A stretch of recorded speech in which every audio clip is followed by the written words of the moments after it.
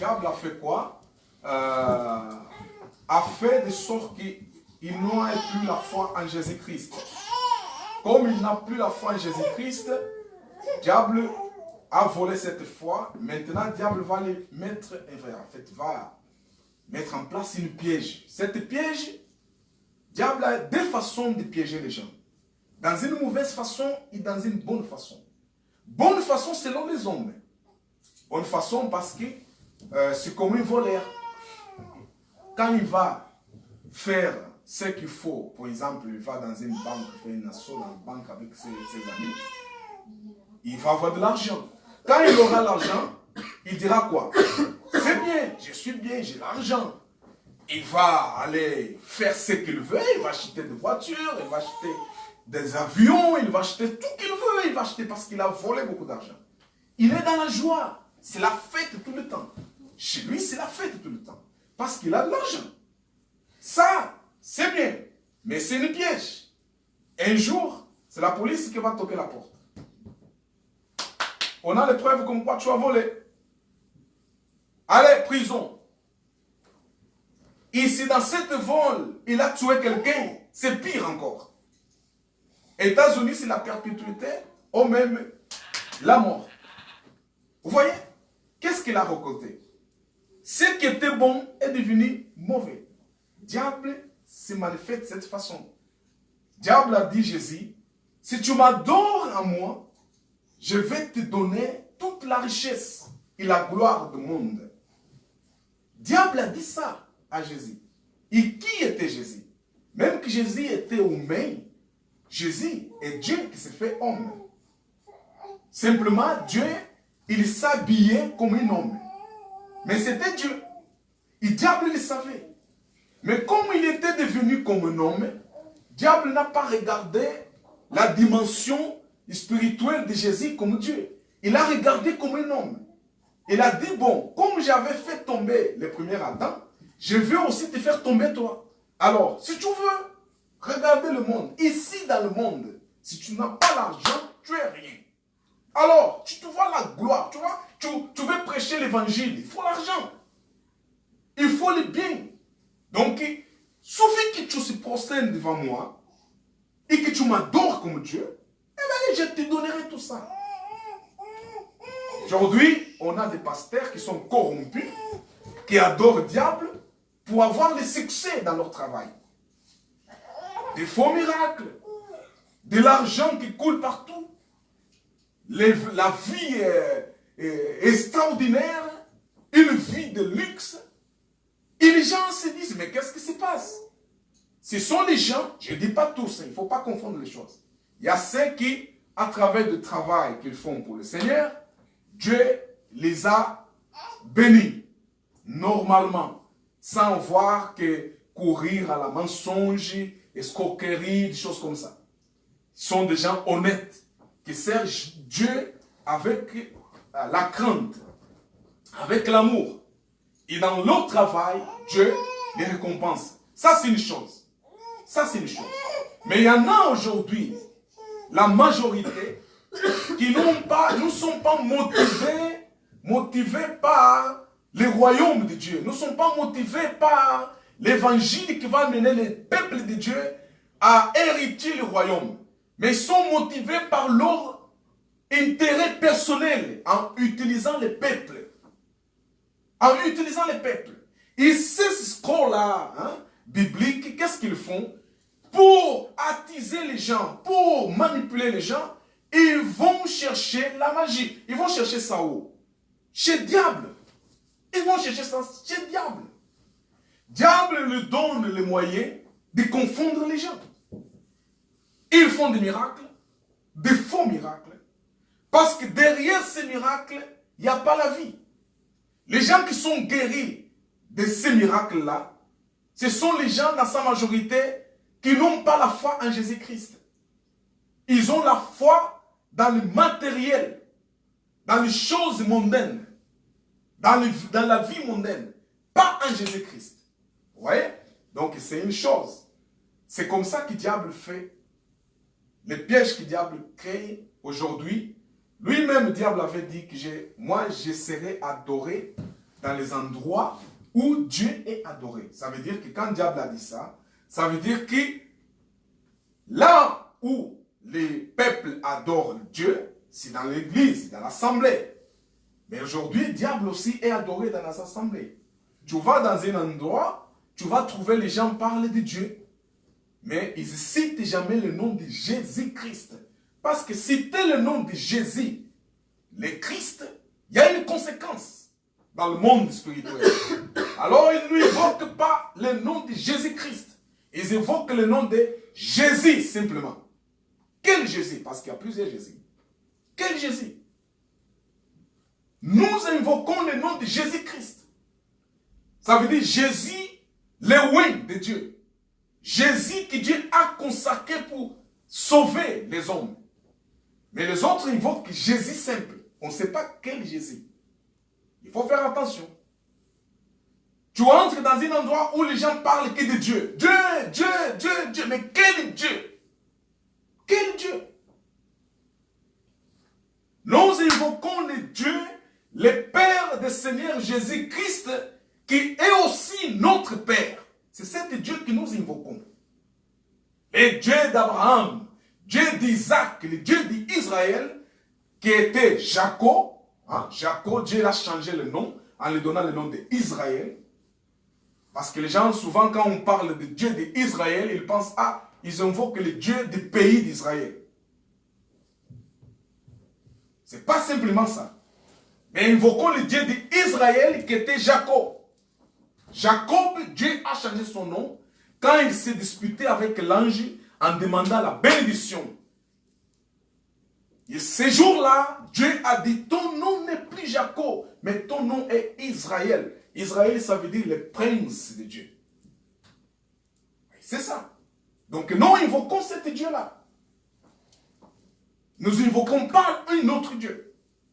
Alors si tu entres dans un endroit où les gens parlent de Dieu, Dieu, Dieu, mais quel Dieu? Jésus, Jésus, quel Jésus? Nous invoquons Jésus-Christ. Quand nous parlons de Dieu d'Abraham, Dieu d'Isaac, Dieu d'Israël. Nous parlons de Dieu, le Père du Seigneur Jésus-Christ et notre Père aussi. C'est cet Dieu que nous invoquons. Amen. Amen. Donc, tout ça pour dire quoi? Pour dire qu'il y a des gens, comme je disais par rapport à témoignage, Dieu a fait quelque chose dans la vie de cette personne. Et tout ce qui était impossible, après écouter la parole, encouragement, être admoesté par rapport à la parole de Dieu, exhorter, la prière, Seigneur a écouté la prière de ses serviteurs. Dieu a fait quoi? Dieu a touché son mari. Quand Dieu a touché son mari, le mari a demandé quoi? Le pardon à sa femme. Le mari est rentré à la maison. Le mari s'est réconcilié avec sa femme. Maintenant, qu'est-ce que cette femme doit faire? Cette femme doit rester ferme dans la parole parce que Dieu l'a montré qu'il est vivant et il est bon. Parce qu'une situation qui a duré des années pour être résolue, qui était impossible d'être résolue, mais en un mois, Dieu a résolu cela. Nous avons prié ici ensemble pour la situation de la vie de chacun. Nous avons prié. Et Dieu a exaucé. Dieu a fait l'impossible. Aujourd'hui, il y a la paix, il y a la tranquillité, il y a la réconciliation. Dieu soit loué pour ça. Mais il faut que la personne à qui Dieu a fait ça sache être quelqu'un qui savent remercier Dieu pour ce que Dieu fait. Remercier, ça veut dire quoi? Il faut témoigner ces choses aux autres. Il faut dire les autres que, écoute, Dieu est vivant. Regardez mon cas, moi.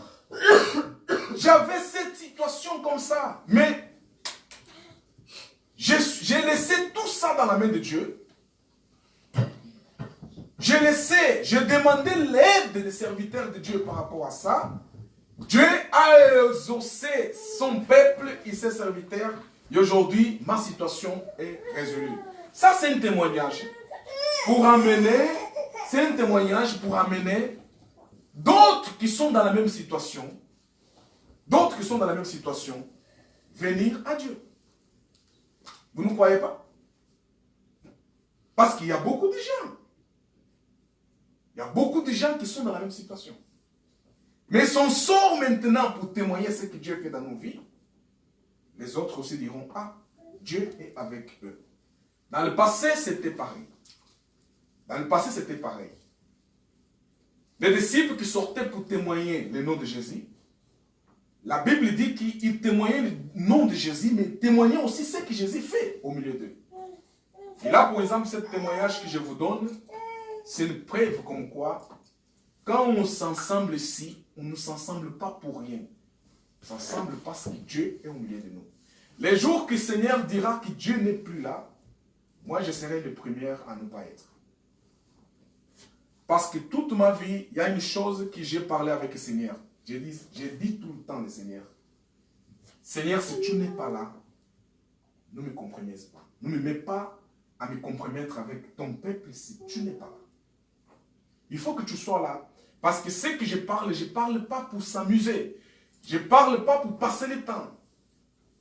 Je parle de la part du Seigneur comme prophète ou comme apôtre, dans le sens où il faut que cela produise les fruits en vous. Il faut que cette parole que vous entendez dégage la vie en vous. Oui, c'est ça l'objectif de Christ en moi, comme son serviteur. Sinon, on perd le temps. Sinon, c'est bien qu'on reste chez nous, on fait ce qu'on veut, et c'est là. Mais on est là parce que Dieu veut transformer nos vies. On est là parce qu'on a pris décision de voir Dieu agir dans nos vies. Amen. On a pris décision de voir Dieu nous amener plus loin que ça. C'est ça la décision. Et surtout, après tout cela, notre décision, c'est d'être ensemble avec le Seigneur dans les derniers jours. Parce que si moi, je fais ce que je fais pour simplement rester dans le monde, je suis les malheureux. Mais on fait ce qu'on fait, on croit en Jésus, on donne notre vie à Jésus parce qu'on veut rester en vie pour toujours. Ça veut dire en vie pendant que je suis sur la terre, en vie après la mort. Ça veut dire après d'avoir déshabillé cet corps, moi qui je suis dedans de cet corps, je continuerai en vie. C'est ça l'objectif. Ce n'est pas de rester dans une vie provisoire. C'est pas ça. Donc mon exhortation c'était ça. Sache témoigner ce que Dieu fait dans ta vie. Je vous dis la vérité, j'ai cette expérience dans ma vie personnelle. Chaque jour que tu témoignes ce que Dieu fait dans ta vie, Dieu fera plus encore. Dieu fera plus encore. Je vous donne un exemple. C'est comme quelqu'un qui... j'ai fait des biens à quelqu'un et cette personne sort dit non, cette personne est une bonne personne. Vraiment, il m'a aidé. Vous voyez, quand après ça aura les retours. Les gens viendront me dire, oh, vous savez, vraiment, il vous dit des biens. Hein? Il dit que vous avez aidé. Ah oui, ça, oui, ok, merci. Que Dieu le bénisse. Ça va m'encourager de continuer à faire quoi? À faire encore des biens. Vous voyez? Donc, quand je verrai quelqu'un dans la même situation, que cette personne que j'avais aidée, qui a reconnu que quand même je l'avais aidé, ça va m'encourager de faire quoi? De continuer à faire. De continuer à faire. Maintenant, si tu fais du bien et que tu as des retours négatifs, si tu n'es pas chrétien, tu vas arrêter. Il y a beaucoup de gens qui me regardent sur Internet, et même vous, peut-être vous avez cette expérience. Vous avez fait tellement de bien aux gens, et que les gens ne vous retournent pas, en fait, nous vous amènent des retours, les biens que vous avez faits. Ils vont vous amener le mal. Ça veut dire, ils vont transformer les biens que tu as fait comme quelque chose sans importance. Et ça, c'est pas bien. Ça, c'est malhonnête. Ça, c'est quelque chose que Dieu déteste. Quand quelqu'un te fait bien, tu dois dire, oui, il m'a fait bien. Vraiment, tu dois dire, Dieu le bénisse. Dieu le bénisse parce qu'il m'a fait bien. Vous voyez? Et donc, cette personne aura courage de continuer à faire quoi? De bien. C'est comme ça.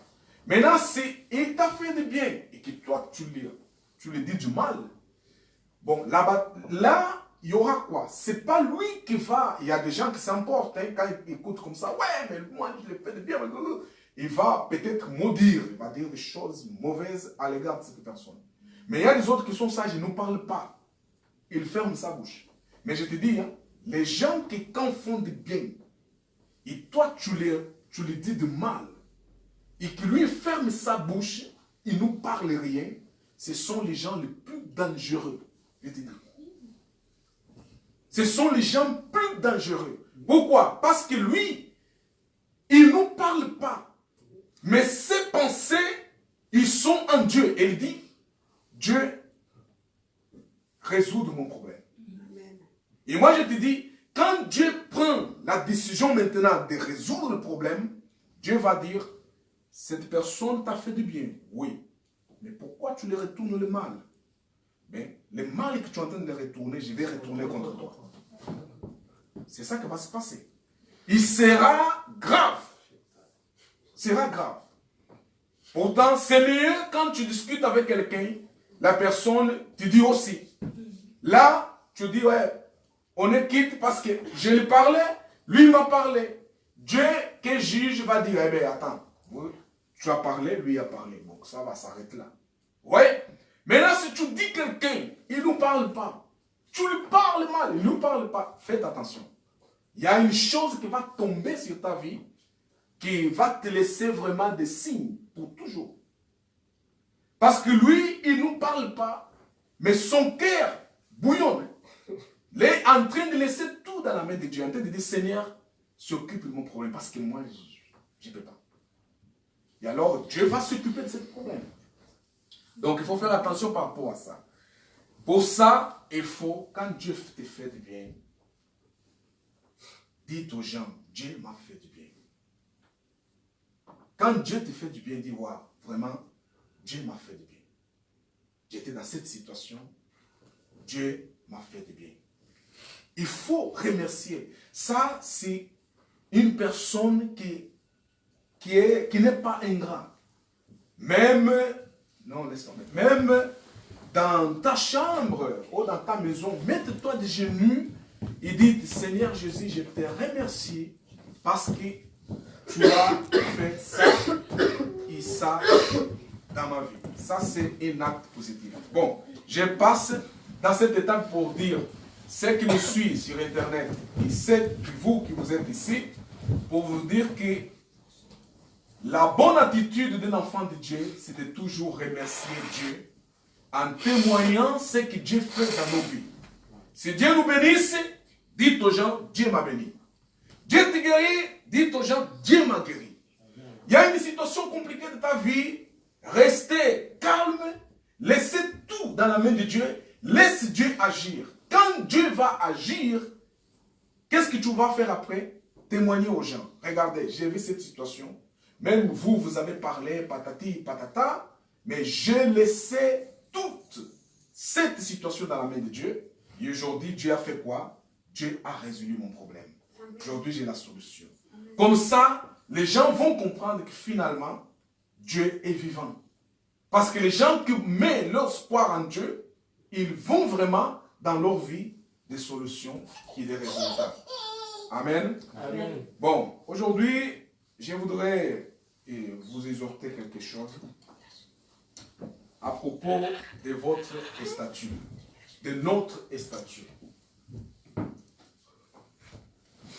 Avant que Christ vienne sur la terre, il n'y avait personne qui était considéré, appelé comme enfant de Dieu. Il n'y avait personne. Quand vous voyez dans l'Ancienne Alliance, dans l'Ancien Testament, dans le livre des prophètes, dans le livre de Moïse, et vous trouvez un passage qui dit, Fils de Dieu, ce n'est pas les hommes, ce sont les anges. Ce sont les anges que la Bible dit, la Bible classifie comme fils de Dieu. Parce qu'avant Jésus, personne ne pourrait oser de se considérer comme enfant de Dieu. Parce que Dieu, il est saint. Et comme il est Dieu saint, les hommes sont arrivés à la conclusion qu'ils sont des pécheurs. Ça veut dire qu'ils sont inaptes de devenir les enfants de ce Dieu qui est saint. D'ailleurs, Dieu, personne ne peut le voir. Moïse a eu l'opportunité de le voir dans la montagne, quand le Seigneur a descendu à cause de l'incrédulité du peuple. Mais il a vu le dos. C'est pour cela qu'aujourd'hui, quand tu parles avec un juif et tu lui dis qu'il ne faut pas considérer Moïse, le juif peut te faire du mal. Parce qu'il va te dire, c'est le seul homme sur la terre qui a vu Dieu. Moïse a vu Dieu. Moïse est considéré comme prophète majeur. L'homme qui parlait avec Dieu. L'homme que Dieu a justifié plusieurs fois au milieu de son peuple. Quand le peuple s'est révolté contre Moïse, Dieu s'est manifesté en disant au peuple d'Israël, c'est mon serviteur. C'est mon serviteur. Il y a même des endroits où Dieu disait, vous n'avez pas eu la crainte de parler de mon serviteur. Parce que Moïse parlait avec Dieu de bouche à bouche. Même qui dans la prière, il ne voyait pas Dieu, mais il parlait, il entendait la voix. Il parlait, il entendait la voix. C'était de bouche à bouche. Quand il disait, Seigneur, ton peuple, Dieu lui répondait, allez dire à mon peuple ça. Moïse, il entendait ça. Il entendait ça. C'est pour cela qu'il n'avait pas de doute à propos de Dieu. Quand le peuple doutait à propos de Dieu, Moïse ne doutait pas. Parce qu'il a entendu Dieu lui parler.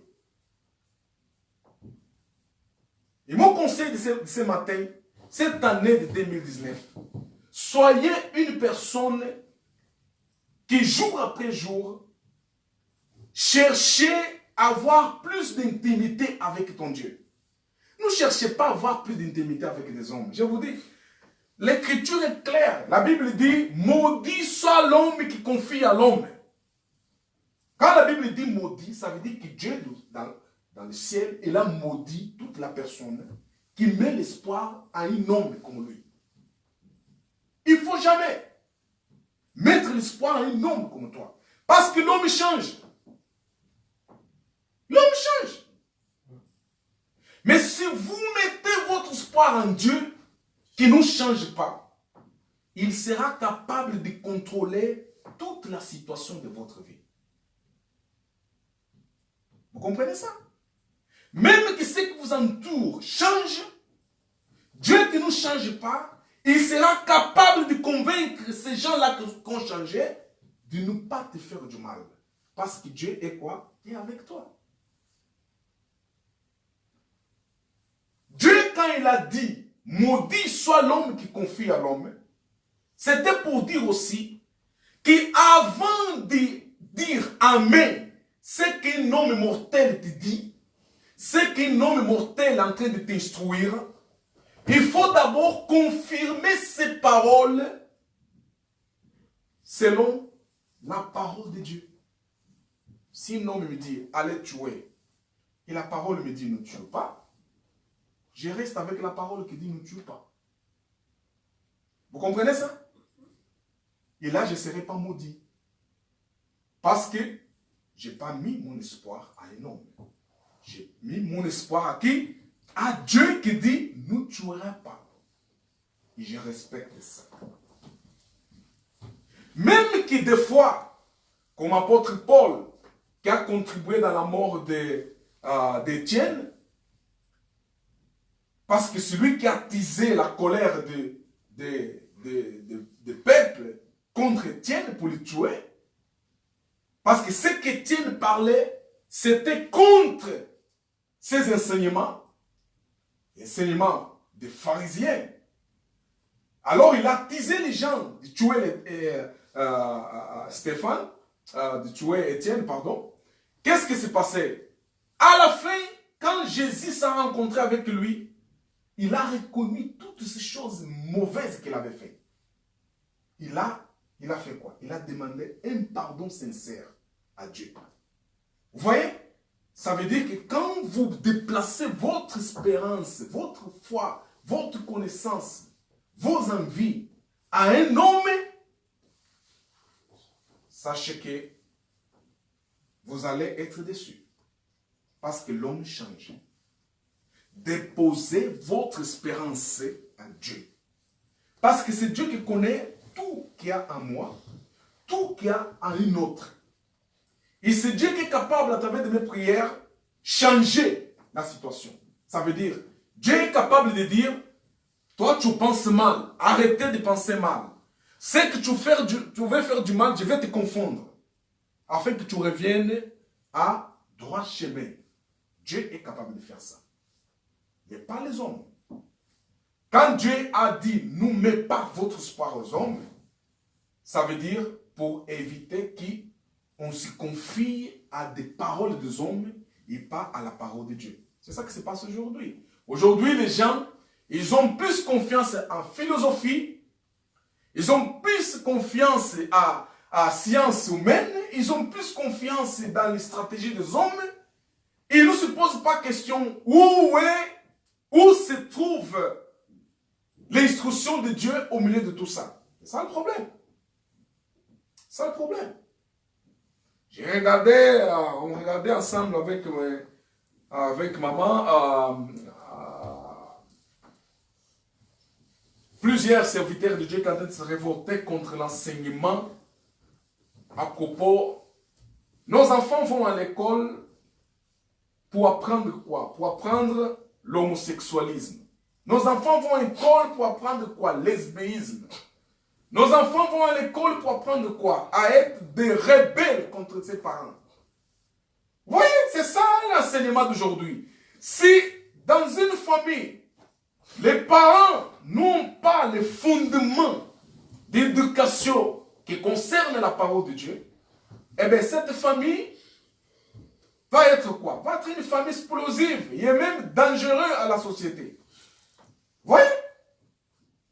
Mais quand il y a la parole de Dieu, alors il équilibre ce que nos enfants apprennent à l'école par rapport à la parole de Dieu. Si ma fille ou mon fils est dans la maison et me dit, oh à l'école ils m'ont dit, je suis garçon, je peux aussi mettre des jupes. Je lui dirai, attendez. Les jupes c'est pour une fille, c'est pas pour un garçon. Oh non, à l'école ils m'ont dit, je peux jouer avec des poupées de filles. Tu es garçon, tu vas jouer avec des poupées de filles. C'est quoi cette histoire? Ah non, mon professeur a dit, ça c'est émancipation pour que tu ne deviennes pas homophobe. Ah. Moi, comme un chrétien, je dirais, monsieur professeur, allez manger de foufou. C'est ça. Donc arrêtez de mettre dans la tête de mon fils des choses qui, mon Dieu, n'accepte pas. C'est ça. C'est ça. Donc, ce sont des choses, il faut avoir la base, il faut avoir les principes, il faut avoir... Donc, toutes les choses dans nos vies doivent être approuvées par la parole de Dieu. Par la parole de Dieu. Et c'est comme cette façon qu'il y a eu un homme qui s'appelle Jacob qui a compris cette chose. Cet homme, Jacob, a compris cette chose autant qu'il s'est mis à se disputer contre l'ange de Dieu jusqu'au moment qu'il a entendu la bénédiction dans la bouche de l'ange.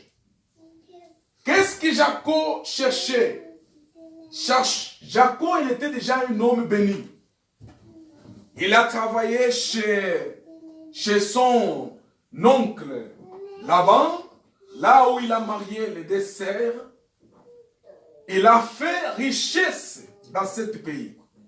Mais cette richesse l'a fait qu'il y a eu la jalousie entre lui et les frères de ses femmes. Il était persécuté pour l'empêcher de s'évader. Parce qu'il a mis dans son tête, j'ai déjà ce qu'il faut que j'aille ailleurs pour faire ma vie avec mes femmes et mes enfants. Mais Laban, il n'a pas vu ça avec bon œil. Parce qu'il a vu que cet homme, quand il va sortir de chez moi, ma richesse nous sera pareille comme aujourd'hui. Ma richesse ne sera pas pareille comme aujourd'hui. Ma richesse va diminuer. Et alors, il faut le retenir qu'il continue ici avec mes filles, de façon que sa richesse avec la mienne, elle devienne toujours une richesse plus importante dans la région. Mais lui, Jacob, n'a pas compris les choses de cette façon. Il a compris que c'est le temps de s'en aller, faire sa vie ailleurs avec ses femmes et ses enfants. Il a mené ce que Dieu l'avait béni pendant le temps qu'il travaillait dans la maison de Laban. Cet homme, il est parti dans le chemin, il s'est croisé avec l'ange. Voyons, cet homme, il était déjà béni. Il n'avait pas besoin de demander encore l'ange de le bénir. Parce qu'il avait des moutons, il avait des boucs, il avait tellement des animaux. Et en plus, il avait des gens qui travaillaient pour lui. C'était un homme béni. Mais cela, ça ne va pas arrêter là. Jacob, il n'a pas cherché seulement la bénédiction humaine, matérielle. L'objectif de Jacob, se battre contre l'ange, c'était pour chercher une bénédiction spirituelle. Parce qu'il savait que cette bénédiction spirituelle va être la continuité de la bénédiction sur ses enfants. Ses enfants et après ses enfants. Ça va être une bénédiction pour toujours. À sa famille, il y a ses enfants. C'est pour cela qu'il, lui, il s'est confronté avec l'ange. Quand l'ange l'a paru, il s'est mis à bagarrer avec l'ange. Ce n'est pas une bagarre dans le sens de haine. Une bagarre dans le sens de vouloir faire mal à l'ange. Mais c'était une bagarre dans le sens où je ne veux pas te laisser monter au ciel sans que tu me bénisses. Il faut que tu me bénisses avant d'aller au ciel. Parce que c'est une opportunité. Je vis dans les visions les anges. Au Bethel. Je vis ça. Mais je ne me suis jamais rencontré avec un ange. Maintenant, je me rencontre avec un ange, je vais te laisser monter comme ça. Non, il faut que tu me bénisses. Ça, c'était Jacob. C'était Jacob. Alors, Jacob s'est mis à se battre contre l'ange. Il a commencé à se battre dans la nuit jusqu'à presque à l'aube. Il a dit, l'ange a dit, laisse-moi partir, Jacob. Laisse-moi partir. Il a dit non. Si tu ne me bénisses pas, je ne vais pas te laisser partir. Et là, l'ange a fait quoi? L'ange a béni Jacob. En lui disant, la voix vient du ciel sur l'ange, en disant, dites-le, il nous sera plus Jacob. Je change son nom. Il sera maintenant Israël. À partir du moment que Jacob reçoit le nom d'Israël, l'histoire de cet homme change. Ça veut dire que le prince de Dieu, c'est une autre chose qu'être opportuniste. Parce que Jacob, ça veut dire opportuniste. Et Dieu va lui dire, tu ne seras plus opportuniste, maintenant tu seras le prince de Dieu. Un prince, c'est quelqu'un qui fait quoi? qui représente quoi? Dieu. Qui représente un roi. Qui représente un royaume. Une principauté. Un prince, c'est un titre noble. Dieu va faire cet homme d'un prince. Mais il est prince pour quoi faire? Il est prince pour représenter Dieu. Parce qu'il était prince de Dieu. Prince de Dieu. Ça, c'est un nouveau statut. C'est un nouveau statut. C'est un nouveau statut. Jacob vient de bénéficier un nouveau statut. En devenant prince de Dieu, ça veut dire que son intimité avec Dieu est plus encore évident qu'avant. Ça veut dire que comme prince, qu'est-ce qui se passe? Il avait la possibilité d'entrer dans la salle de roi, parler avec le roi, discuter avec le roi, avoir plus d'intimité avec le roi qu'avant. Parce qu'avant, il était dehors. Il parlait au nom du roi, mais il ne voyait pas le roi. Avant, il disait, je suis pour roi, mais sans entendre les paroles d'intimité du roi. C'est même avoir la possibilité d'être dans la présence du roi. Mais les jours que Dieu change son nom en Jacob, il devient son nom de Jacob à Israël, il devient quelqu'un qui est proche de Dieu. Ça veut dire qu'une personne qui entre maintenant dans les endroits intimes de Dieu, dans la chambre, dans la salle de réunion, dans des endroits où personne ne peut entrer, Jacob pourrait maintenant entrer. Dans le sens spirituel. Parce qu'il était prince de Dieu. Il représentait quoi? Dieu. Ça là, ça nous dit, c'est une prophétie pour montrer que dans le dernier jour, cet Jacob-là nous sera Jacob, nous sera simplement Israël tout seul, mais il sera Israël la multitude. Israël la multitude. Ça veut dire que Dieu va changer le statut de toute personne qui croit en lui.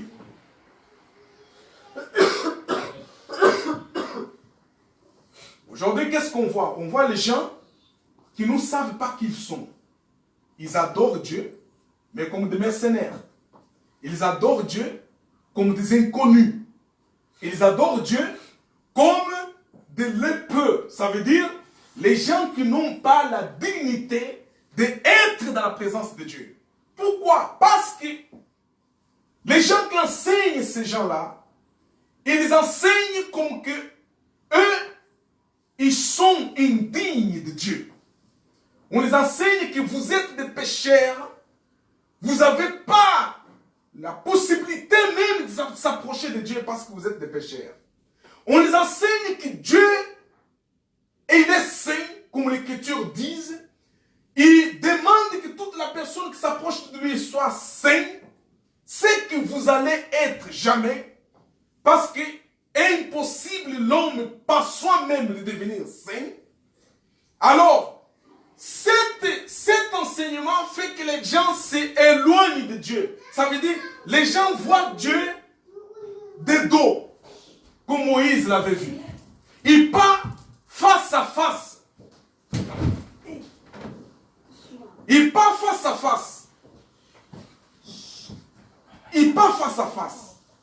Mais la volonté de Dieu a fait que nous, aujourd'hui, nous ayons une autre statue. Une autre statue n'est plus un statut d'être éloigné de Dieu, d'être loin de Dieu, d'être des lépreux, comme les gens qui se sentent indignes de s'approcher de Dieu. Aujourd'hui, quand vous écoutez des prédications qui parlent, par exemple, de la sainteté selon les regards humains, la sainteté selon la loi, de Moïse. Ces gens, quand vous écoutez ça, vous allez arriver à la conclusion que finalement, je ne peux pas m'approcher de Dieu. Et si tu ne peux pas t'approcher de Dieu, tu ne seras jamais le prince de Dieu. Parce qu'un prince, il s'approche du roi. Un prince, il parle avec le roi. Un prince, il mange avec le roi à la même table. Un prince, c'est quelqu'un qui est intime des rois. Aujourd'hui, diable, à travers de plusieurs enseignants, a fait que les enfants de Dieu ne se sentent pas dans le droit d'être des enfants de Dieu. Ça veut dire, les enfants qui s'approchent de leur père, les enfants qui bénéficient d'amour de leur père, les enfants qui bénéficient de l'intimité de leur père. Les enseignements que les gens entendent aujourd'hui font que les gens se sentent indignes d'être les enfants de Dieu. C'est pour cela que vous allez se promener partout. Vous allez trouver dans une église de 1000 personnes, peut-être il n'y a que 20 personnes qui ont la certitude qu'ils sont des enfants de Dieu. 20 personnes. 80% des personnes, vous allez trouver qu'ils se disent quoi? On est des indignes. On est indigne de Dieu. Et quand tu lui dis, tu es enfant de Dieu, il te répond, oui, je suis enfant de Dieu. Mais sans la foi. Et il dit qu'il est enfant de Dieu, mais au-dedans de lui, il y a quelque chose qui l'accuse, qui lui dit, non, tu n'es pas enfant de Dieu. Parce que toi, tu commets tellement de péchés que tu n'es pas enfant de Dieu. Toi, tu es indigne. Tu es incapable de faire le bien tous les jours. Comment tu es enfant de Dieu? Tu n'es pas saint, tu n'es pas pur. Comment tu es enfant de Dieu? Dieu est pur, Dieu est saint. Comment tu peux dire que tu es enfant de Dieu?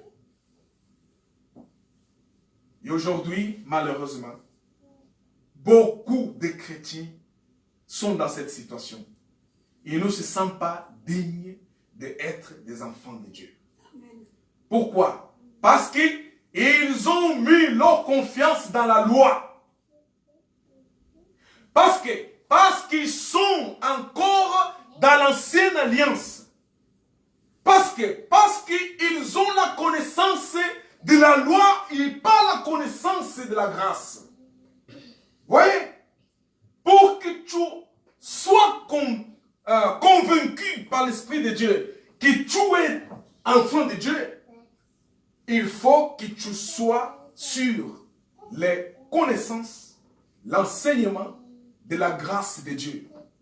En dehors de la grâce de Dieu, vous allez trouver 80% des gens qui fréquentent les églises, ce sont les gens qui ne se sentent pas dignes d'être appelés comme des enfants de Dieu. Pourquoi? Parce qu'ils ne sont pas saints. Pourquoi? Parce qu'ils se sentent impurs.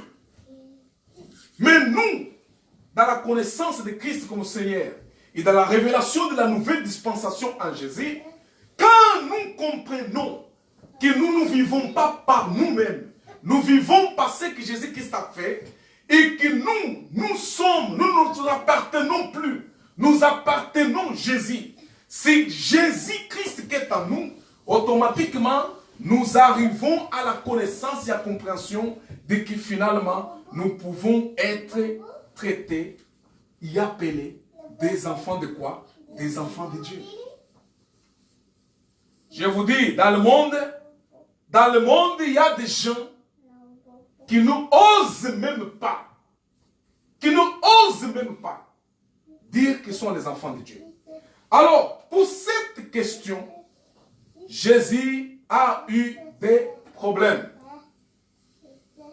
Jésus a eu des problèmes. Jésus a eu des problèmes avec les anciens religieux quand Jésus a dit « mon Père ». Alors, parce que pendant toute cette passée, dans cette alliance, jusqu'avant arriver de Jésus, qu'est-ce qui se passe? Personne ne pouvait dire que Dieu est son Père. Les gens pouvaient simplement dire Dieu. Même pour parler le nom, citer le nom de Dieu, c'était interdit. Jusqu'aujourd'hui, dans la religion juive, tu ne peux pas citer le nom de Dieu. C'est sacrilège. C'est sacrilège citer le nom de Dieu. Il faut que tu restes toujours dans le pluriel. Il faut parler de Dieu simplement. Tu ne peux pas dire Yah ou tu ne peux pas dire Jéhovah. Tu ne peux pas dire Jéhovah, tu ne peux pas dire Yah. Tu ne peux pas dire ça. C'est sacrilège. Pourquoi? Parce que toi, dans le sens de la loi, tu n'as pas la dignité de parler le nom d'un Dieu qui est saint. Parce que toi, tu n'es pas saint. Et je vous dis, cet enseignement en train de rabaisser de plus en plus les gens qui se disent chrétiens. Et vous allez voir, dans le milieu chrétien, il y a plus en plus les gens qui n'acceptent pas d'être traités comme l'enfant de Dieu. Parce qu'ils se disent, je ne suis pas digne. Je ne suis pas digne. Alors, la dignité dans les églises, c'est quoi? La dignité dans les églises, c'est la loi que le pasteur a mis dans son église. Et, il ne faut pas boire de l'alcool. Si tu bois de l'alcool, ça veut dire que tu es impur, tu n'es pas saint. Ouais. Et vous allez trouver dans les églises, majorité ne boit pas de l'alcool. Pour devenir quoi? Saint. Parce qu'on cherche la sainteté. Pour devenir quoi? Saint.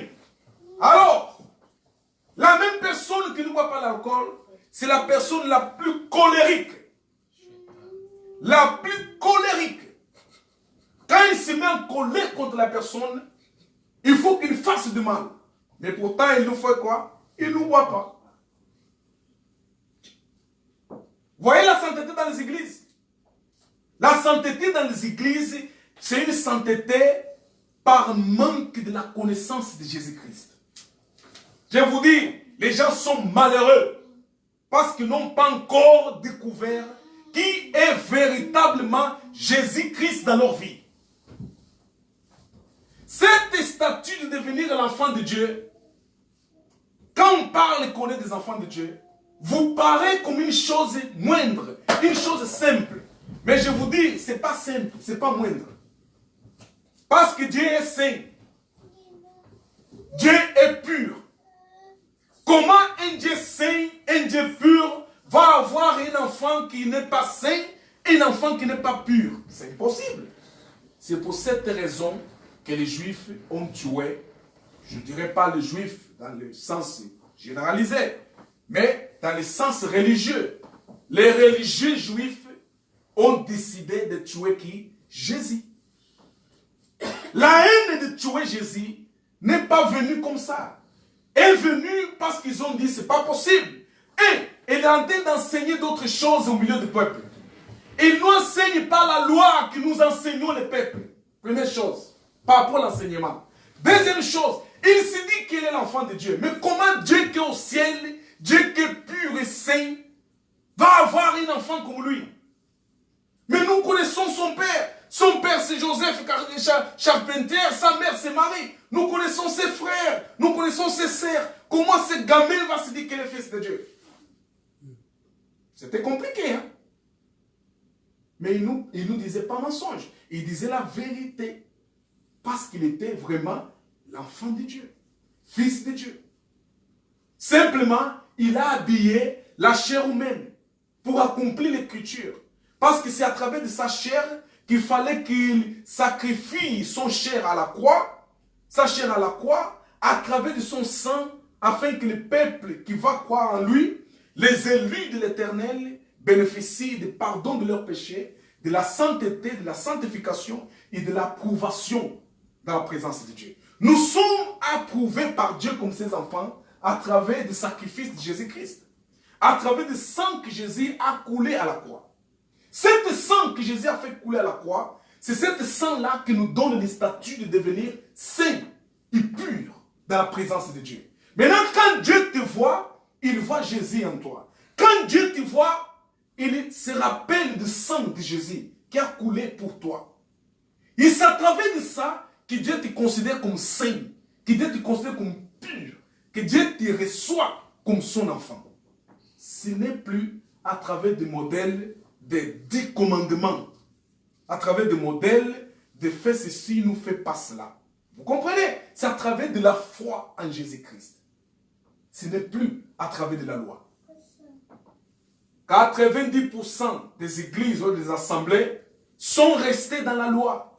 Comme sont restés dans la loi, n'ont pas compris l'œuvre de Jésus-Christ à la croix. C'est pour cela, se sent indigne d'être appelé quoi? Enfant de Dieu. On va lire d'abord l'écriture. L'écriture de Jean.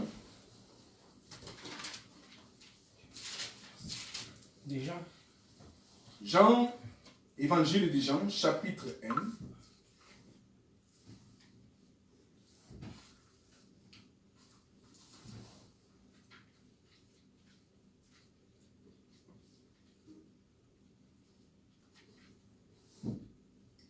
Jean chapitre 1.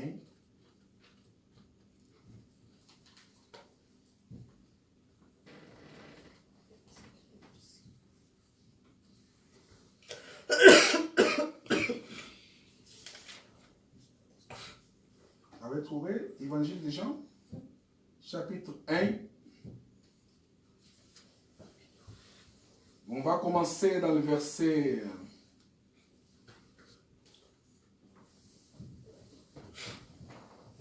On va commencer dans le verset 3.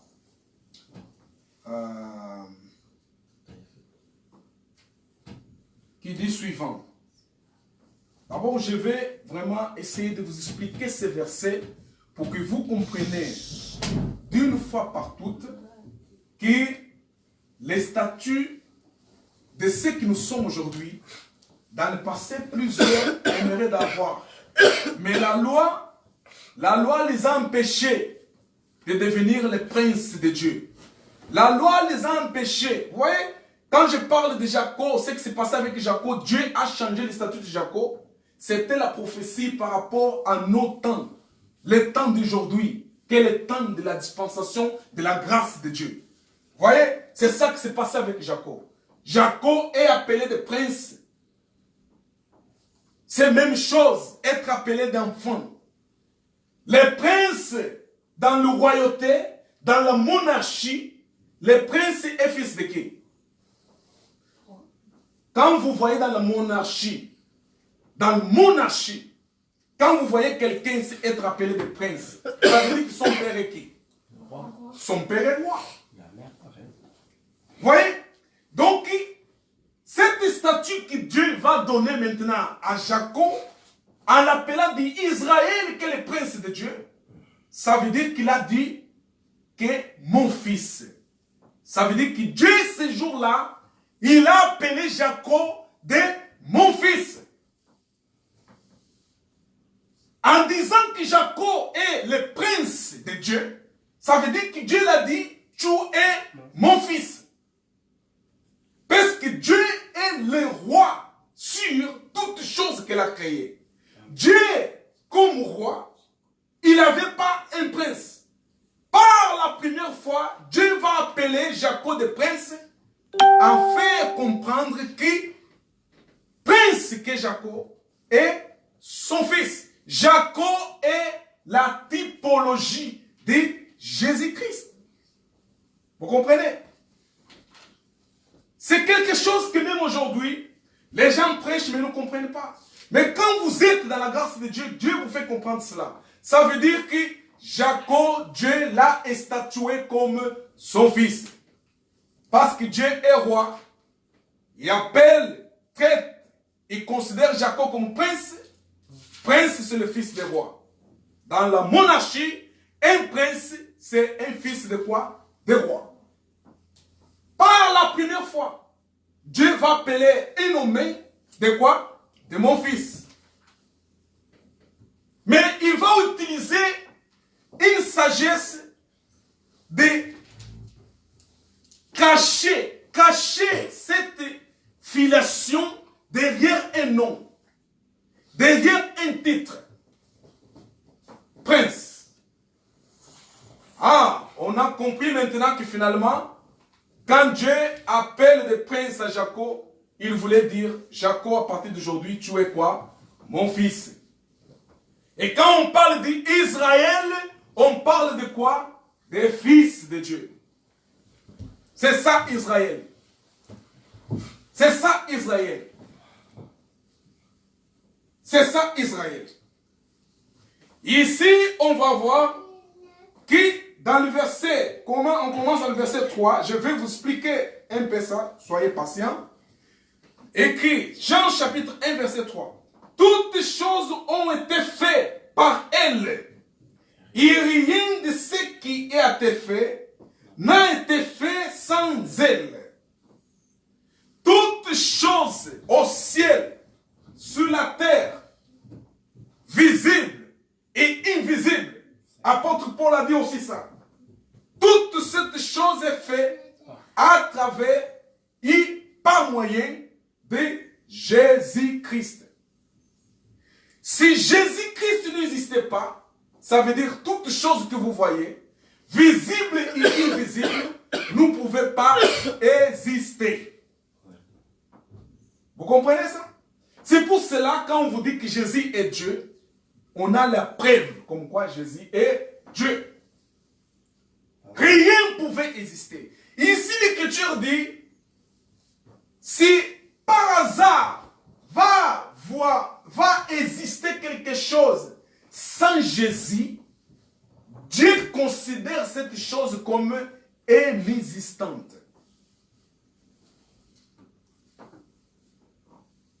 Toute chose qui existe sans Jésus, Dieu considère cette chose comme inexistante. Et Dieu nous donne la preuve comme quoi cette chose est inexistante. Ça veut dire que cette chose va finir. Ça veut dire que cette chose va se détruire. Ça veut dire que cette chose va laisser d'exister. Ce va exister sera pour le malheur des gens et pas pour le bonheur des gens. Pourquoi? Parce que cette chose-là existe sans quoi? Sans Jésus en elle. Parce que toute chose doit exister par Jésus. Toute chose doit exister par Jésus. Ta vie est spirituelle comme humaine. Tout que tu as dans ta vie doit exister par Jésus. S'il y a quelque chose dans ta vie qui n'existe pas, qui n'a pas de Jésus en elle, mettez cette chose à côté. Parce que cette chose ne va pas servir de bonheur dans ta vie. Va exister pour le malheur dans ta vie. Parce qu'il n'y a pas Jésus en elle. Il n'y a pas Jésus en elle. Amen. Amen. Tu as acheté une chose, priez sur cette chose. Priez sur cette chose. Dites que cette chose existe dans ma vie à travers de Jésus. Amen. Priez comme ça. Et tu verras que cette chose va te donner le bonheur, la joie. Parce que cette chose existe vraiment à travers de Jésus. Je vous donne un exemple. Les politiciens ont dit, on n'a pas besoin de Jésus dans nos vies. Et comme ils n'ont pas besoin de Jésus dans leur vie, regardez comment le monde est chaos. Le monde est chaos. Le monde est chaos. Tu regardes aux politiciens et des fois tu te demandes, mais ces gens-là, est-ce qu'ils raisonnent quand même? Pourquoi tu demandes s'ils raisonnent? Parce que dans leur vie manque une chose. Manque Jésus dans leur vie. Manque Jésus dans leur vie. Parce que pour lui-même exister, il fallait que Jésus soit dans leur vie. Deuxième verset nous dit, que verset 4, et à elle était la vie, et la vie était la lumière des hommes. Ça veut dire que la lumière des hommes, c'est la vie. Si on enlève la vie sur l'homme, l'homme va se retrouver dans les ténèbres. Alors cette vie-là, la Bible dit que cette vie qui est la lumière des hommes s'appelle quoi? Jésus. Verset 5. Je peux lire ça à la maison. Mais le verset qui nous intéresse ici, c'est le verset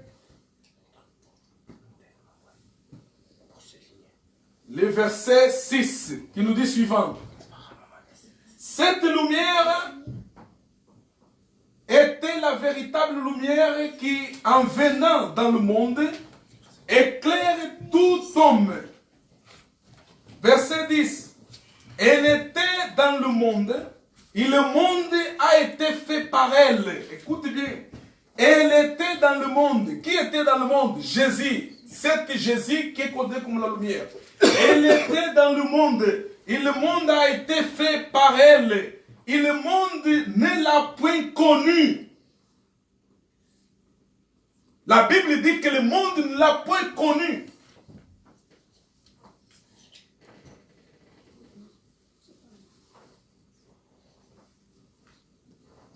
De quelle manière est que le monde ne l'a pas connu?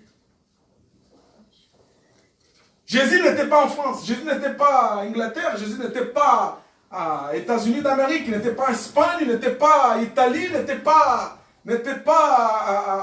à Suède ni en Suisse. Jésus était à Israël. Et la Bible ici dit que le monde ne l'a pas connu. De quelle façon que le monde n'a pas connu Jésus? Le monde n'a pas connu Jésus en étant l'enfant de Dieu. Le monde n'a pas connu Jésus comme fils de Dieu. Le monde a rejeté que Jésus était le fils de Dieu. C'est dans ce sens-là que l'Écriture dit, le monde ne l'a pas connu. Cette statut de devenir l'enfant de Dieu pose problème jusqu'à aujourd'hui. On a des croyants, des chrétiens qui se disent chrétiens, qui ont peur de se déclarer comme des enfants de Dieu. Parce que leur pasteur les enseigne que vous êtes indignes même de devenir des enfants de Dieu. Même que des fois ils prêchent, ils disent, vous êtes des enfants de Dieu. Mais il suffit que cet enfant de Dieu tombe dans quelque chose qui est mauvaise, automatiquement pasteur va l'enlever le statut de l'enfant de Dieu. Va lui dire, tu n'es plus l'enfant de Dieu, tu es l'enfant du diable. C'est ça qui se passe aujourd'hui. Pourquoi? Parce que pour que pasteur te considère toujours comme l'enfant de Dieu, il ne faut pas que tu tombes dans le mal. Hein? Il ne faut pas que tu fasses quelque chose de mauvais. Il ne faut pas que tu sois faible. Il ne faut pas arrêter de venir à l'église. Il faut que tu donnes 10 000 de 1 à 31. Il faut que tu participes dans les prières de jeûne de 100 jours. Il faut que tu dors dans l'église. Il faut que tu ne bois pas.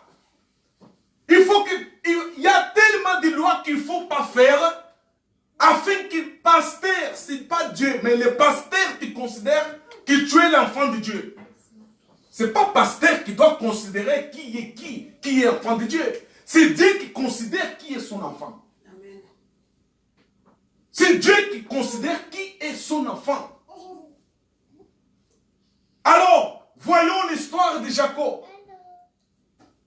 Qui a considéré Jacob comme prince de Dieu? Personne. On le voyait comme quoi? Jacob a volé la bénédiction de son grand frère. Et son père a dit, c'est pour cela qu'il s'appelle Jacob. C'est une usurpateur, lui. Il a volé, il est parti. Jacob est arrivé chez son oncle. Il a voulu marier sa cousine. Il a marié sa cousine. Comme il avait trompé son frère, son beau-frère qui était aussi son oncle, l'a fait quoi? L'a trompé. Au lieu de donner la petite sœur qu'elle avait mariée, il a donné la grande sœur, qui était Léa. Quand il se réveille le matin, il regarde, mais c'est pas toi que j'ai marié, qu'est-ce que tu fais au milieu? Il part en courant chez son père pour lui dire, tu m'as trompé. Il a oublié que lui-même avait trompé son frère. Qui peut appeler une personne comme ça de prince? Personne. Personne. Et le jour qu'il s'est rencontré avec son grand frère, il avait peur de mourir. Il a dit, ah, il va me tuer. Il va me tuer. Je l'ai enlevé sa bénédiction. C'est lui le grand frère qui méritait d'être béni par notre Père. Et c'est moi qui étais béni à sa place. Et en plus, j'ai menti. Ah, il va me tuer, lui. Il va me tuer. Parce que j'ai entendu jurer qu'il devait tuer mon frère. Il va me tuer. Il avait peur. Il avait peur. Autant que quand il s'est retrouvé avec son frère, il s'est mis de genoux. Il s'est mis de genoux. Et son frère qui l'a dit, oh, arrête. Mets-toi debout. Oublions ce qui s'est passé. Maintenant, Dieu aussi m'a béni. Regarde. Tout ça, c'est à moi. Dieu m'a béni. Amen. Dieu a justifié Jacob. Dieu a justifié Jacob. Usurpateur. Dieu l'a justifié. Et en plus, Dieu va lui donner le nom de prince. Qui ça veut dire son fils. Parce que Dieu est roi. Est-ce que ça passe dans la tête de quelqu'un, ça? Ça n'entre pas. Hein? Si tu raisonnes, ça n'entre pas. Un usurpateur, que Dieu va l'appeler de mon fils. Ça n'existe pas. Ça n'existe pas. Cet usurpateur représentait nous. Nous sommes les Jacob d'aujourd'hui. C'est que Dieu a dit, vous êtes plus des usurpateurs. Je ne vous vois plus comme des usurpateurs, des pécheurs, des malhonnêtes. Je vous vois maintenant comme mes princes et mes princesses. Vous comprenez ça? C'était une révélation par rapport à nos jours. Dieu a justifié Jacob, c'est le même Dieu qui nous justifie aujourd'hui. Quand il nous traite comme ses enfants.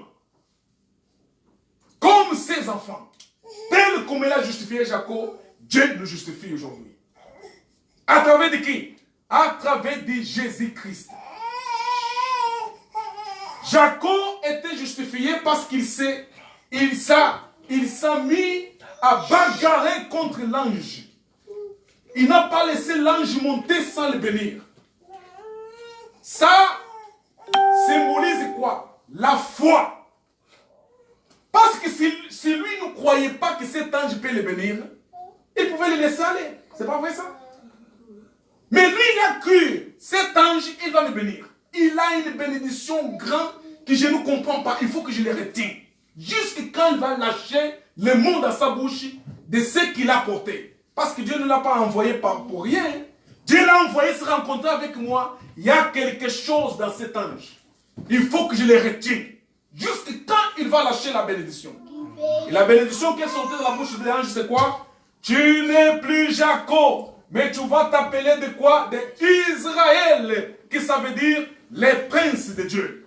C'était ça, la bénédiction que l'ange avait. C'est pour cela que Jacob n'a pas laissé. Cet processus, on appelle le processus de la foi.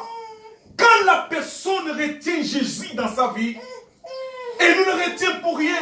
Elle retient Jésus dans sa vie parce qu'il sait qu'en Jésus, lui, il sera appelé des fils de quoi? De Dieu. Amen. Amen. En Jésus, il aura le statut de fils de quoi? Fils de Dieu. C'est ça le secret de Jacob qui est devenu Israël Jacob qui sommes nous dans cette époque de dispensation. Je peux dire même sans commettre l'erreur que ce processus de Jacob avec Dieu, on l'appelle processus de la dispensation de la grâce. C'était la grâce, telle comme on est aujourd'hui. On ne fait rien pour bénéficier des statuts d'être l'enfant de Dieu.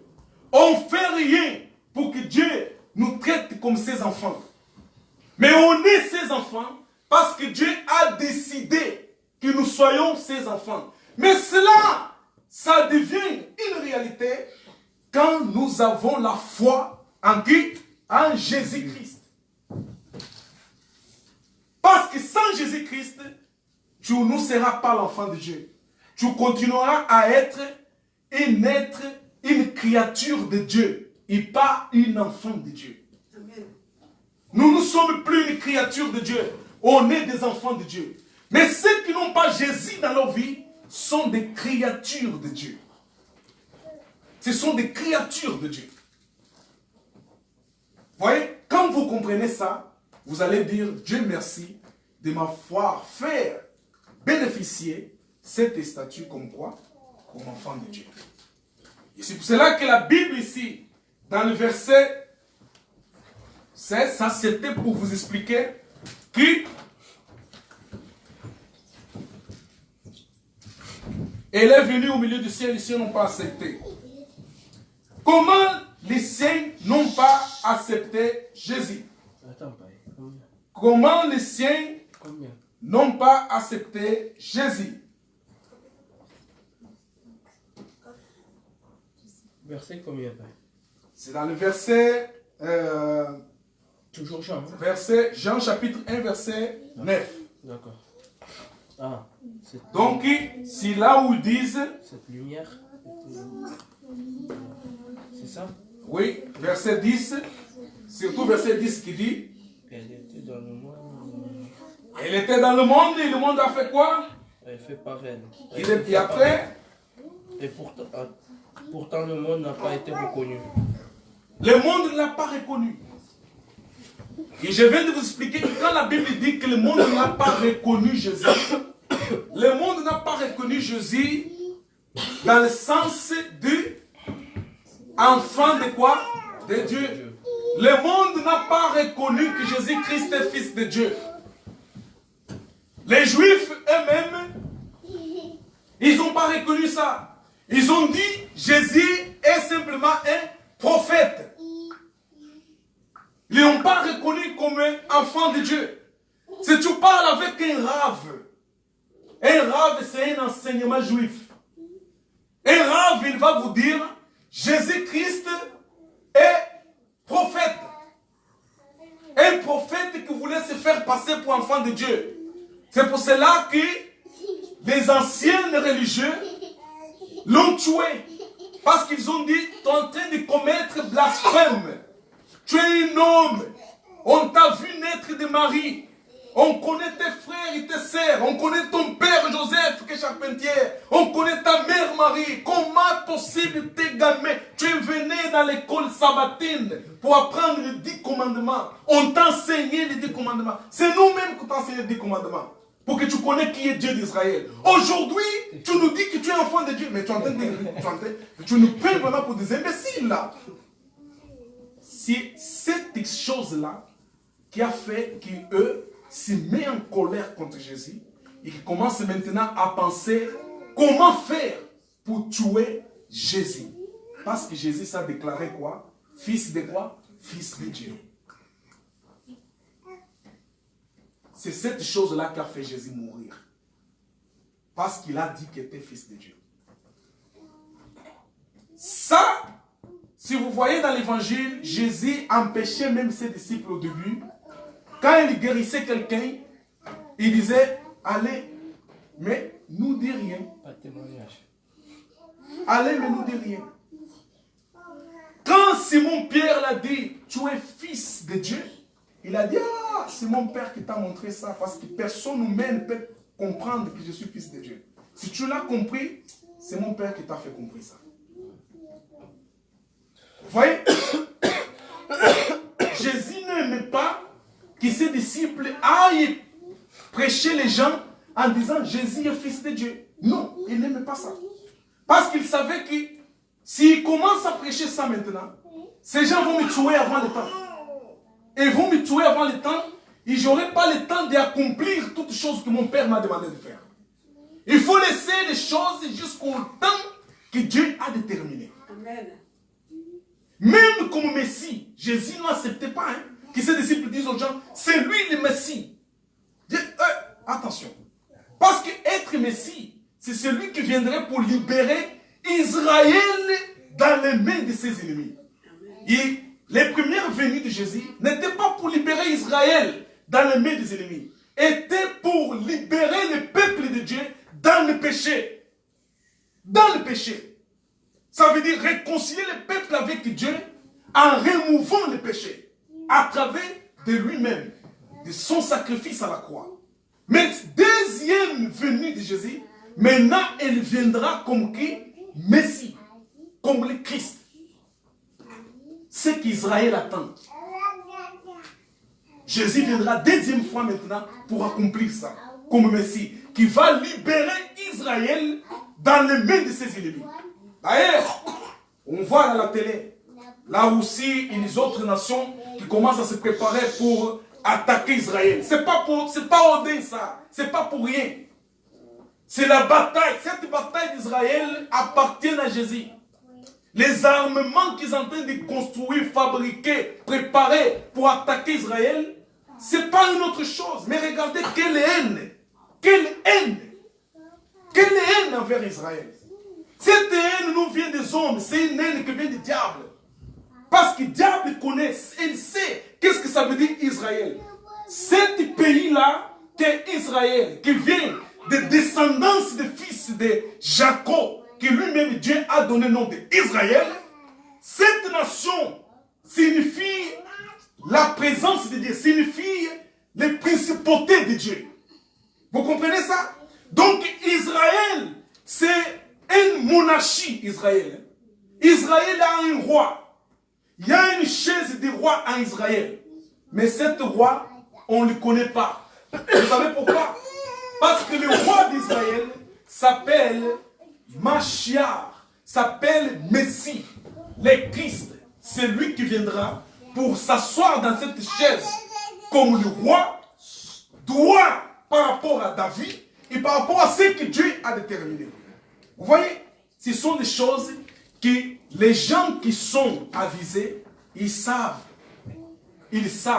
mais ils ne nous disent pas ça au peuple. Amen. Ils ne nous disent pas ça aux gens. Ils gardent ça pour eux. Mais nous, les autres, que le Seigneur nous a donné l'opportunité de vous dire, comme ces prophètes, on vous dit, pour que votre pensée, votre intellect soit avisé. Il existe un roi qui n'est pas encore présent, mais il viendra pour régner pour 1000 ans sur la terre. S'appelle Messie, s'appelle Jésus-Christ Messie. C'est pour cela l'importance du nom des princes. Vous êtes des princes de Dieu. Amen. Amen. Donc, pour terminer, je vais toujours avec vous dans cet verset. Dans le Jean chapitre 8, c'est encore pour vous faire comprendre comment les gens n'ont pas accepté. Je viens de vous dire qu'ils n'ont pas accepté. Ils n'ont pas accepté que Jésus est le Seigneur, que Jésus est fils de Dieu, pardon, que Jésus est fils de Dieu. Dans le Jean chapitre 8, dans le même chapitre de Jean,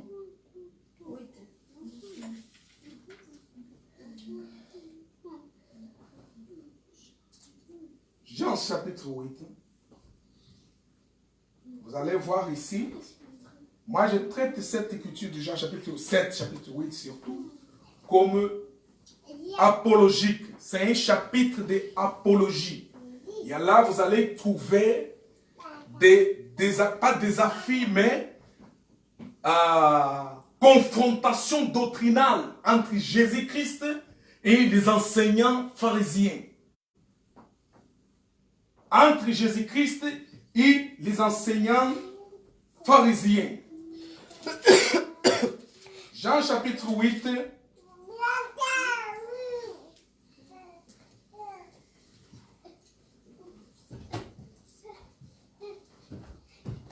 Verset. On va lire verset.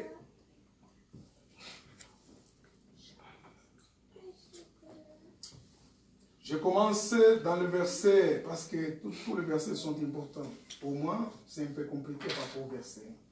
Quand vous me voyez rester beaucoup de temps sur le verset, ça veut dire que le verset que mes yeux regardent, il paraît plus important que l'autre. Donc, verset, on va commencer dans le verset... on va commencer dans le verset 28.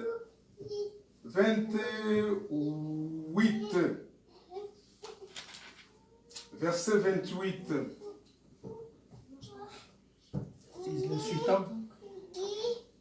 Verset 28, je vais lire ici pour être un peu rapide.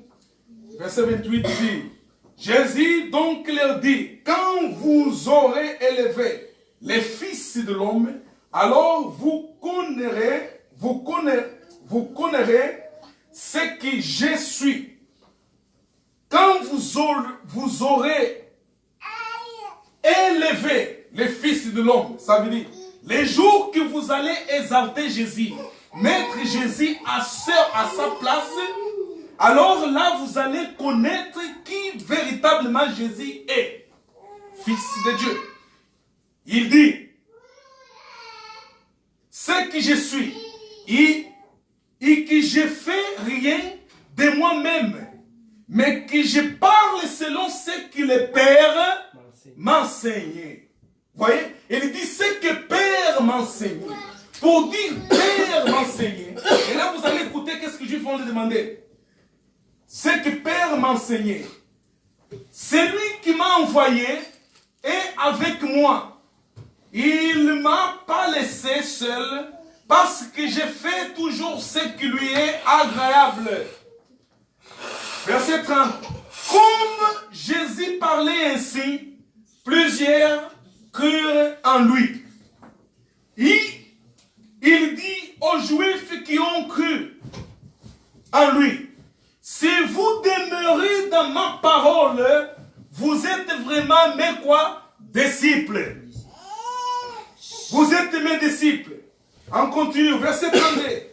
Vous connaîtrez la vérité, et la vérité vous affranchira.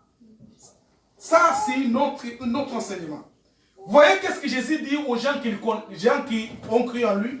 Jésus dit aux gens qui ont cru en lui, qui demeurent dans ma parole, demeurez dans mes enseignements.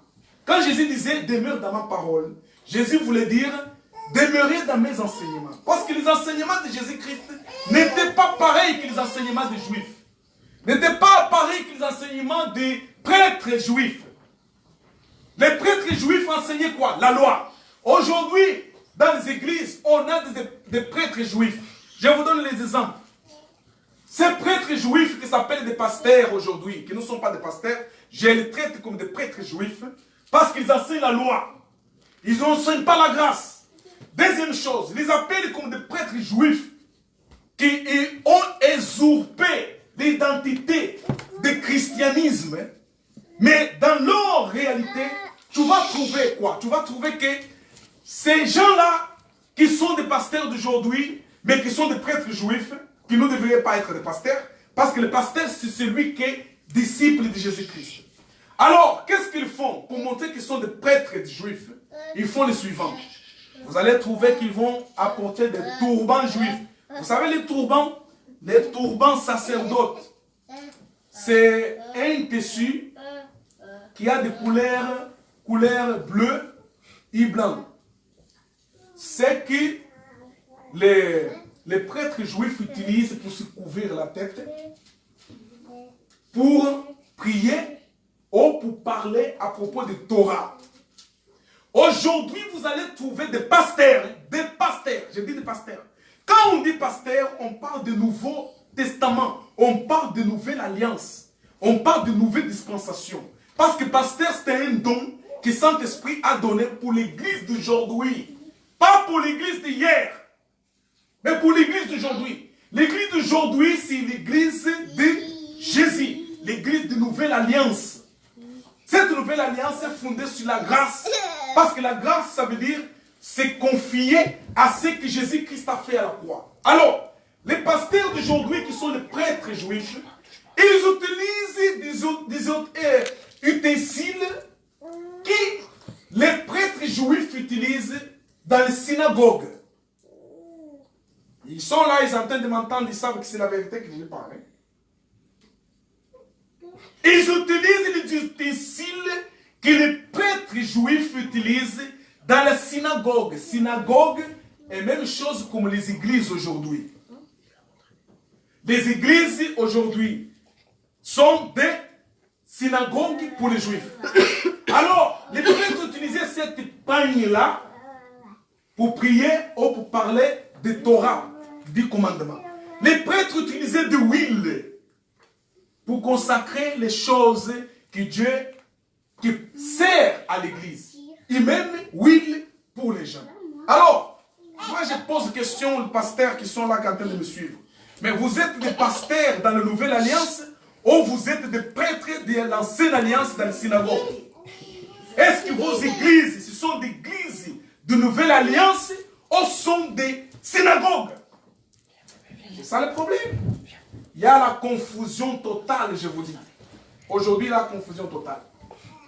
C'est pour cela que vous voyez dans ces endroits-là, les gens ont le complexe d'être appelés enfants de Dieu. Les gens, ils ont complexe de confesser qu'ils sont véritablement les enfants de Dieu. Pourquoi? Parce que les enseignements de loi qui sont mis en place dans ces endroits les empêchent de se sentir purs, de se sentir saints, de se sentir enfants de Dieu.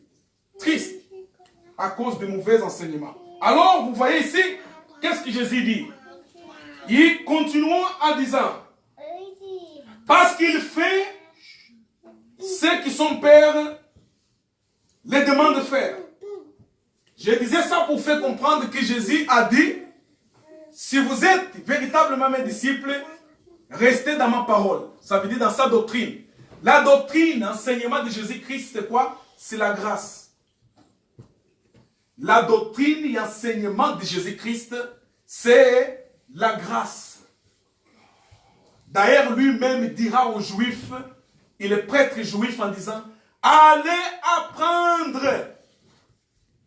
que je veux plus de miséricorde que les sacrifices. Quand Jésus dit, allez apprendre que je veux plus de miséricorde que les sacrifices, c'était pour lui dire, c'est la grâce qu'il faut mettre en place dans vos vies. Et pas la loi. Parce que la loi, c'est le sacrifice. La loi, il faut faire, il faut faire, il faut faire, il faut faire, il faut faire. La grâce, c'est quoi? Il faut regarder, regarder, regarder, regarder. Regarder à qui? Regarder à Jésus. Tous les jours, quand tu regardes Jésus, tu vas te ressembler à qui? À Jésus. Ce n'est plus le faire, mais le regarder. Regardons Jésus et on va être comme lui. Amen. Amen. Donc, je continue. On était dans le verset 33. Et verset 34 dit, en vérité, je vous dis, je vous le dis, leur répliqua Jésus, quiconque se livre au péché est esclave du péché. Alors, là, je Jésus. Vous voyez qu'est-ce que Jésus dit? Jésus lui dit, parce que vous voulez rester dans le péché, vous ne voulez pas me croire à moi pour être libre de votre péché, pour devenir les enfants de Dieu, alors vous allez continuer esclave de quoi? Du péché. Verset 36 dit, si donc les fils vous affranchissent, vous serez réellement quoi? Libre. Ça veut dire que si fils vous libèrent, si Jésus vous libère, vous serez franchement quoi? Réellement quoi? Libre.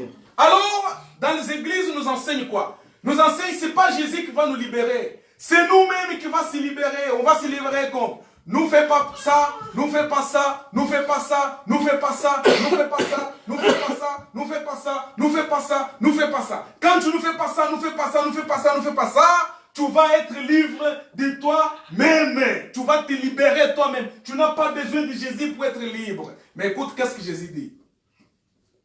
Si vous croyez en moi, vous serez véritablement quoi? Libre. Amen. Véritablement libre. Alors la libération de la personne vient de Jésus. Et pour être libre véritablement, il faut connaître quoi? Jésus. Et nous, dans la grâce de Dieu, nous enseignons la personne détail par détail à propos de Jésus-Christ. On ne vous enseigne pas Moïse, je ne sais pas quoi, des prophètes. On ne perd pas de temps là-dessus. Parce qu'on sait que les prophètes Moïse étaient tous les serviteurs de qui? De Jésus. Alors, on est là pour vous enseigner Jésus. On est là pour vous enseigner Jésus. Apôtre Paul dirait, pour qui je souffre? Je souffre jusqu'à quand Jésus va être constitué en vous. C'est ça notre but dans la grâce de Dieu. Amen. Que Jésus-Christ, le Seigneur et le Roi, c'est lui qui est le début, il a fait, le alpha et l'oméga. Le Dieu qui se fait homme soit constitué en chacun de vous. C'est ça notre objectif. C'est ça l'objectif de l'enseignement de Jésus. L'enseignement de Jésus-Christ, ce n'est pas la loi, mes frères. L'enseignement de Jésus-Christ, c'est la grâce de Dieu. Verset 37. Je sais que vous êtes la postérité d'Abraham, mais vous cherchez à me faire mourir, parce que ma parole ne pénètre pas en vous. Quand la parole, enseignement de Jésus-Christ, l'enseignement de la grâce de Dieu, ne pénètre pas dans la personne, qu'est-ce qui se passe? La personne va essayer maintenant de faire quoi? Tuer Jésus dans sa vie. Je vais vous montrer comment plusieurs dans les églises ont déjà tué Jésus dans leur vie. Ils vont pour danser. Ils vont à l'église pour faire des gosses, pour amener des choses qui achètent des châteaux rouges pour vendre des autres dans l'église. C'est ça qu'ils vont faire. Ils vont dans les églises pour parler mal des autres. Ils vont dans les églises pour montrer qu'aujourd'hui il est habillé Pierre Cardin, chinois. Et il va dans l'église pour se moquer des autres.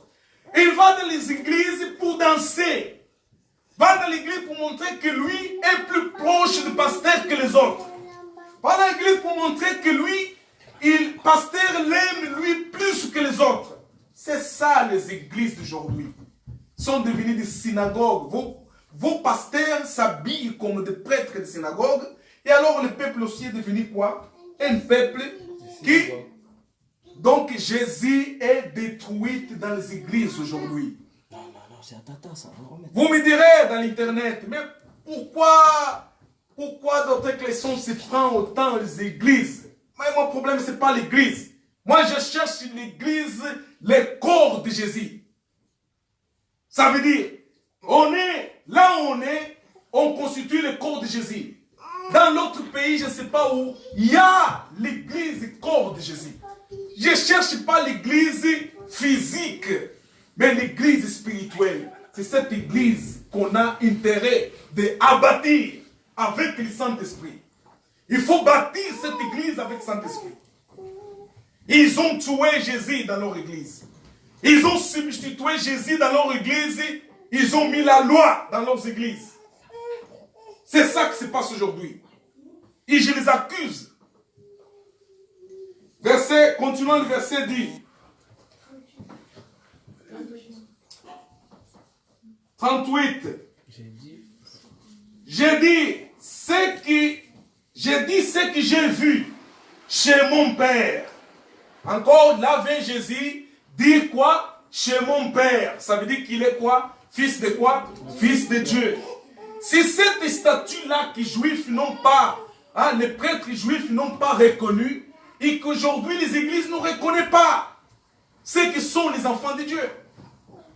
Personne ne peut te reconnaître comme l'enfant de Dieu. D'ailleurs, pour que toi-même tu te dis que je suis l'enfant de Dieu, ça te pèse dans la bouche. Hein? Tu sens comme kilo dans la bouche. La langue devient lourde pour dire que je suis fils de Dieu. Pourquoi? Parce que dans ton esprit, ils ont déjà mis la loi. Et c'est cette loi-là qui te condamne, qui te rend inapproprié, impur, qui te fait que tu te sens indigne de devenir l'enfant de Dieu. Je vous dis, confessez tous les jours dans vos vies que vous êtes des enfants de Dieu. Confessez toujours. Même que tu es dans une mauvaise posture, dans une mauvaise situation, dites à Satan, Satan, je suis l'enfant de Dieu. Amen. Et tu verras que les choses vont changer. Je vous dis la vérité. Si tu confesses toujours, je suis l'enfant de Dieu, parce que Jésus est mort pour moi. Amen. Je vous dis, diable va fuir de vous. Diable va fuir de vous. Vous êtes l'enfant de Dieu. Ne laissez pas le diable vous convaincre. Au contraire, ne laissez pas les enseignements de la loi vous convaincre autrement. Parce que Dieu vous a acquise comme ses enfants. Jésus dit, je vous dis ce que j'ai appris auprès de mon Père. Parce qu'il, lui, est enfant de Dieu tel que nous sommes. Et vous faites ce que vous avez entendu de la part de votre quoi? Votre Père.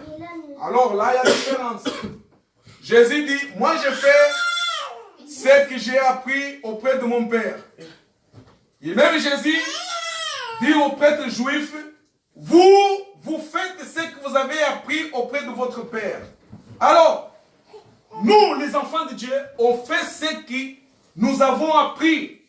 Avec qui? Jésus. À travers de quoi? À travers de la grâce de Dieu. Et ceux qui ne sont pas des enfants de Dieu, ils vont continuer à faire ce qu'ils apprennent avec leur Père. Qui leur Père? La loi. Et qui dit la loi? Il dit être emprisonné par la condamnation. Par la condamnation. Ils sont condamnés. Et donc, c'est pas comme nous. Alors, deuxième chose, c'est quoi? Et alors, verset 39, c'est ça? Oui, oui. Verset 39 dit, il répondit, notre Père, c'est Abraham. Jésus leur dit, si vous étiez enfant d'Abraham, vous feriez les œuvres de qui? D'Abraham. Quelles sont les œuvres d'Abraham? Si Dieu veut, dimanche prochain, on va approfondir à propos des œuvres d'Abraham. Les œuvres d'Abraham, pour être précis, l'œuvre d'Abraham, ce n'est pas l'œuvre d'Abraham. Quand on parle de l'œuvre d'Abraham, on parle de la foi qu'Abraham a eue. C'est ça que la Bible appelle œuvre d'Abraham.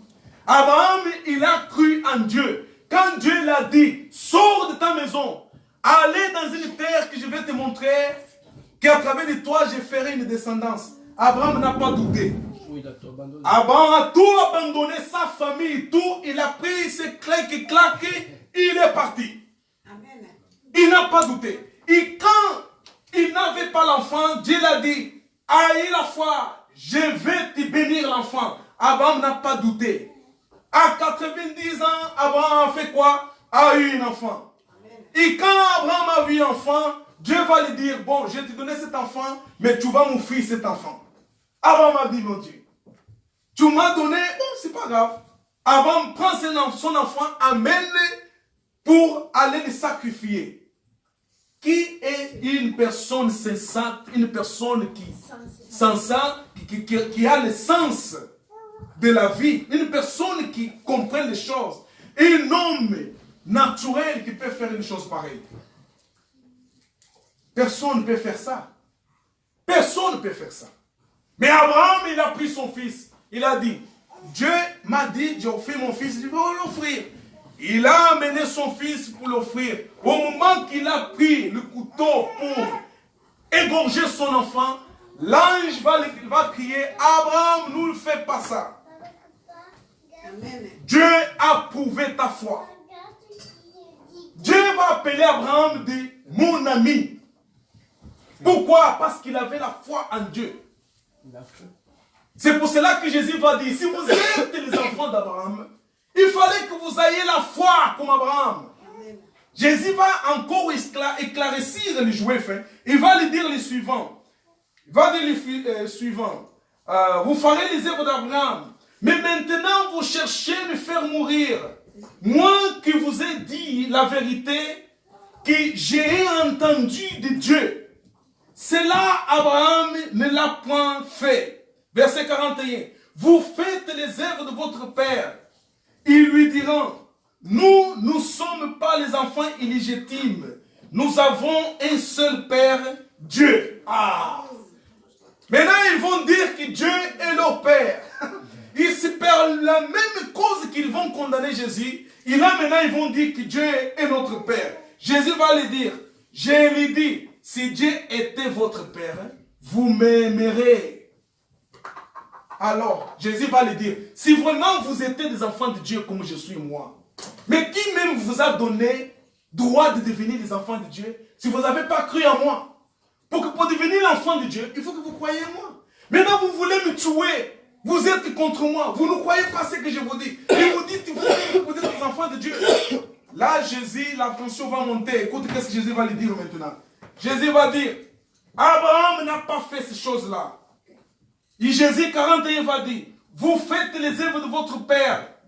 Ils lui diront, nous ne sommes pas les enfants légitimes. Jésus va dire, verset 42, Jésus lui dit, si Dieu était votre père, vous m'aimerez. Car c'est de Dieu que je suis sorti et que je viens. Je ne suis pas venu de moi-même, mais c'est lui qui m'a envoyé.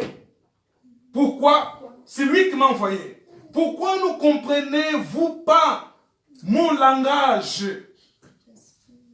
Qui est fils de Dieu comprend le langage de Dieu, comprend le langage de Jésus. Le langage de Jésus, c'est quoi? C'est la grâce de Dieu. C'est ça le langage de Jésus.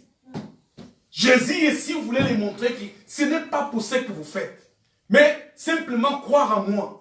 Vous serez aussi des enfants de Dieu, comme je le suis. Mais eux, ils ont dit non. Nous, on est déjà des enfants de Dieu parce qu'on fait. Jésus les a dit non. Si vous étiez des enfants de Dieu, alors vous voudriez comprendre de qui je viens, moi. Moi, je viens de mon Père qui m'a envoyé. Pourquoi vous ne comprenez pas mon langage? Le langage de Jésus, c'est la grâce de Dieu. Le langage de Jésus, c'est la nouvelle alliance. Le langage de Jésus, c'est la nouvelle dispensation qui est dans la grâce de Dieu. Amen. Amen. Donc, Jésus va continuer à dire, pourquoi vous ne comprenez pas mon langage? Parce que vous ne pouvez écouter ma parole. Ils ne comprennent pas le langage de Jésus parce qu'ils n'écoutent pas la parole de Jésus. Écoutez bien. Écoutez bien mes frères. C'est ce que je vais vous dire. Pour comprendre le langage de la grâce de Dieu, il faut que vous appreniez à propos de Jésus-Christ. Si vous n'apprenez pas à propos de Jésus-Christ, vous n'allez pas comprendre le langage de la grâce de Dieu. Il y a plusieurs pasteurs, enseignants de la Bible, qui n'ont pas compris le langage de Jésus, qui est la grâce de Dieu, parce qu'ils n'écoutent pas la parole de Dieu à propos de la grâce de Dieu. C'est pour cela qu'ils ne comprennent pas le langage. Alors, Jésus lui dit, c'est pour cela que vous ne comprenez pas mon langage, parce que vous n'écoutez pas ma parole, mes paroles. Verset 44, vous avez pour père diable. Écoute, qu'est-ce que Jésus va dire maintenant à ces gens? Parce que vous n'écoutez pas mon langage. Pardon, parce que vous ne comprenez pas mon langage.